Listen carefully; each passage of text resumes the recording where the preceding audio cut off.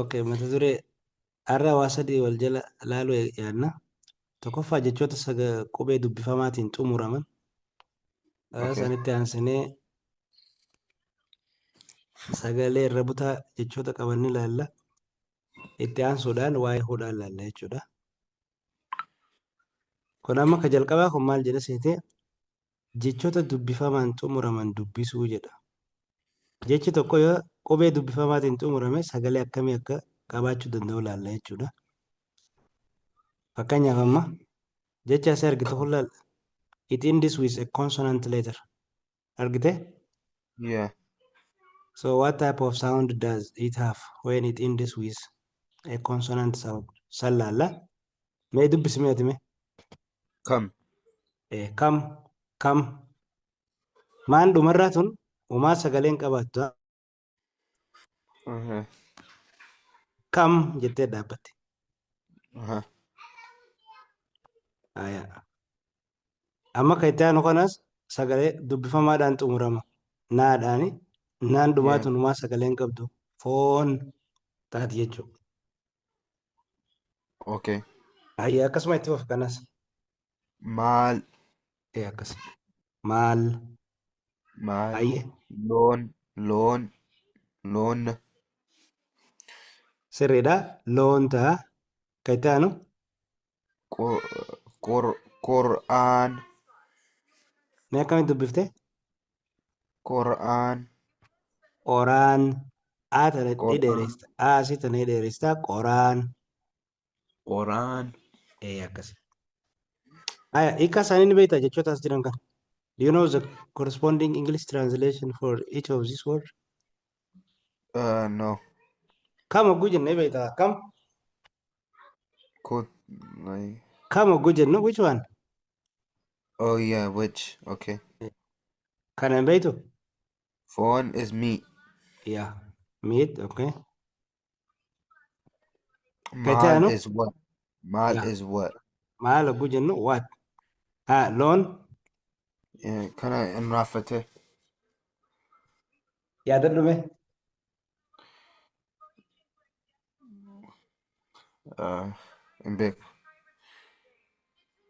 In beeku.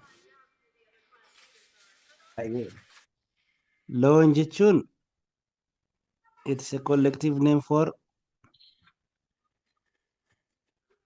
sagalee. Oh yeah, nafi gale. Gaadil. Qoraan. Hin beeku. Qoraan hin beektu. Quran like firewood, yeah. Sagalee kun. Beekne. Yeah, nafi gale. Kana dabalee isaan kun hundinuu dubbifamaadhaan xumuramanii Okay. dubbisaa deemu. Bishaan, funyaan, yoom, sagal, kudhan. Ni beekta. Kana hundaa'uu ni beekta jeetii yaada. Yeah. Bishaan. Water. Funyaan. Nose. Yoom hogguu jennu akkamii? When? Yeah. Kudhan. Ten. 10. Kudhan. 10. Sagal. 9. Exactly 9. Saniif amman tana mata duree kana wanni baranneef we are going to learn about jechoota sagalee irra butaa qaban jechuudha. Sagaleen tokko irra butaa kan ta'u yoo dubbifamaan adda addaa lama walitti aananii barreeffamanidha. That means if two different consonants written next to each other, the sound will be irra butaa sound. Okay, the first consonant must be irra butaa. Amma fakkeenyaaf ammaas laalla. Amma asitti sagalee raan tun dubbifama adda addaa lamaa walitti aanee jira miti. Raan sun irra butamneeti hafuura keenya mir jenneeti achi booda ga sagalee jettu hafuura biraatiin dubbifama jechuudha. Mirgata. Qeen jettee irra butaa saasi jira achi booda sa qeensa.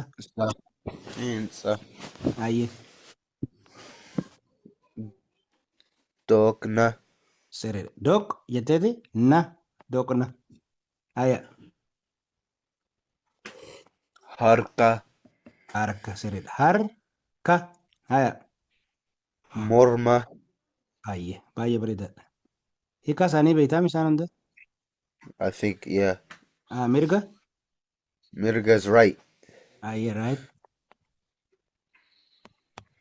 Qeensa? Hin beeku. Qeensa jechuun neel. Yeah, okay. Morma? Morma is neck. Doqna? Hin beeku. Something ni beektaaf akkana Greedy. jedha. Yaa. Greedy. Yeah. Harka? Is hand. Harka is hand. Okay. Baay'ee bareedaadha. Itti fufi kanallee. Soonsa, Soonsa? leenjii, Leenjii. jilba, Baay'ee. galmee, Baay'ee. cancala, Cancala. Okay. Haya. Soonsa? asii keessa wamaan beeku. Tokkollee hin beektu as keessa. Yeah. Soonsa jechuun wasp. Okay, wasp. Leenjii jechuun training. Okay. Jilba ni beekta. Knee. Jilba is knee. Galmee is simply registration. Okay. Registrationidha. Cancala kana gan anuu hin beekne. Natti himee cancala means something that saddle, not saddle. The one that is put on the mouth of the horse. What do we call that? Wait, what? Horse. Afaan fardaa irratti waan godhamu san maal jedhama Ingiliffaadha? Ani hin beeku. When you are riding a horse. Something that is... Saddle? Saddle is the one that we sit down on it. Yeah. But on the mouth of the horse, there is something that the person who rides holds. What do we call that? Will we ride the horse on? Yeah. When we are riding Yes. the horse. It's called a saddle. Saddle is something that he sit down on. Yeah. But the other thing is that the person can hold by his hand, and it's made up of a rope, and it comes from the mouth of that horse. What do we call that? I don't know. Okay. I don't know. So remember, I know. I will tell you. Okay, another time. Sifin Okay. mero bra. Aye. Can it go? Abjuu, Okay. farda, Farda. silmii, Silmi sirida. sirba, Sirba. gorsa. Meeqa beektas keessa? Wamaan hin beeku. Abjuu. Abjuun beektu? Abjuu hin beeku. Farda ni beektu? Farda hin beeku. Farda is horse. Oh, horse. Abjuu dream. Silmi is, do you know tick? Thick? Yeah, thick. No, sick. Something a parasite on external part of different cattle. No, I Thick. don't know. That is, Teeth? yeah. Silmi jechuun sani, a parasite on different cattle. Sirba, you know, Sirba is to sing. yeah, sing.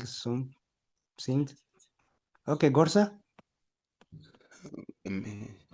Gorsa is simply advice. Okay. Ayyee kana.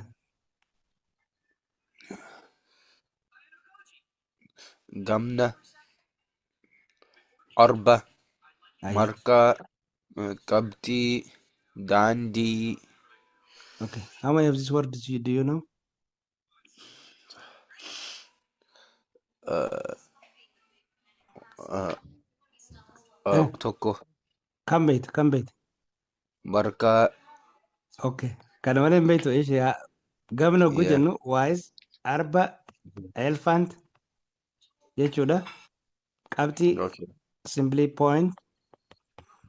Marqaa ni beekta. Daandii. Daandii jechuun karaa jechuudha. Simply road Okay. or street. Akkas. Ayyee daddafee kanneen fixi. Obsa. Obsa, Jirbii. jirbii, Ergaa. ergaa baay'ee bareedaadha. Urjii. Urjii. Ayyee. Gaangee. Gaangee gaariidha. Haa nuti hiikaasa. Huh? Hiikaasa. Hin beeku. Obsa jechuun patience. Patience. Yaa. Asii keessa homaan hin beeku. Kun patientidha. Patience obsa jedhama. Jirbii Okay. is simply cotton. Ergaa when you say message.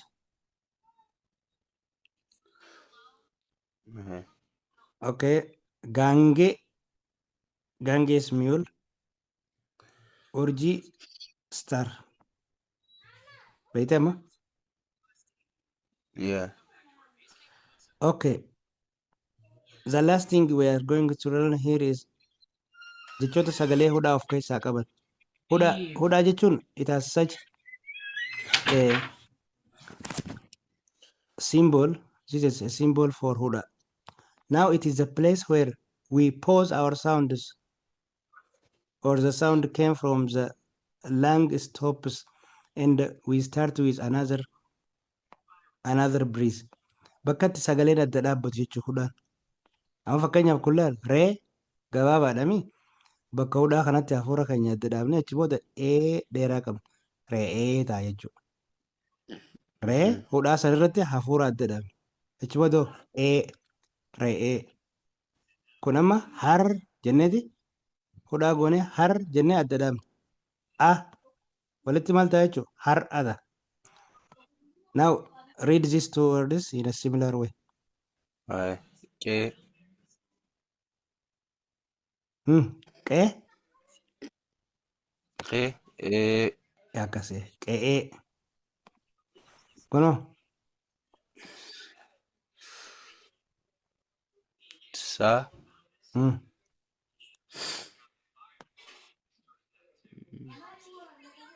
Sa'a. Sa'a. Sa'a. Sa'a. Kana kadhuma. Bu'aa. Bu'aa. Mi'a. Mi'a. Mi'a. Mi'a. Ji'a. Ji'a. Okay. Hiika isaanii beektaa sadeen kana tokko lama sadi.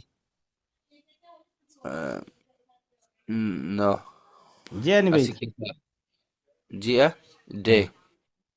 No day. Ji'a maybe maal ta'uu danda'a maansi ta'uu danda'a. Or karaa biraatiin ammaas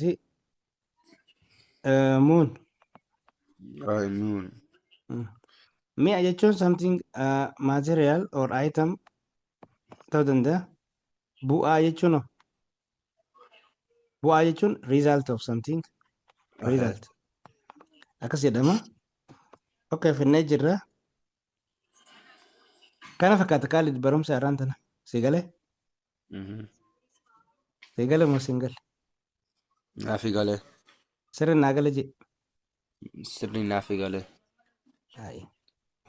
Okay, ayyee kaan hafe borutti fufna. Galatoomii nagaan bulaa. Galatoom.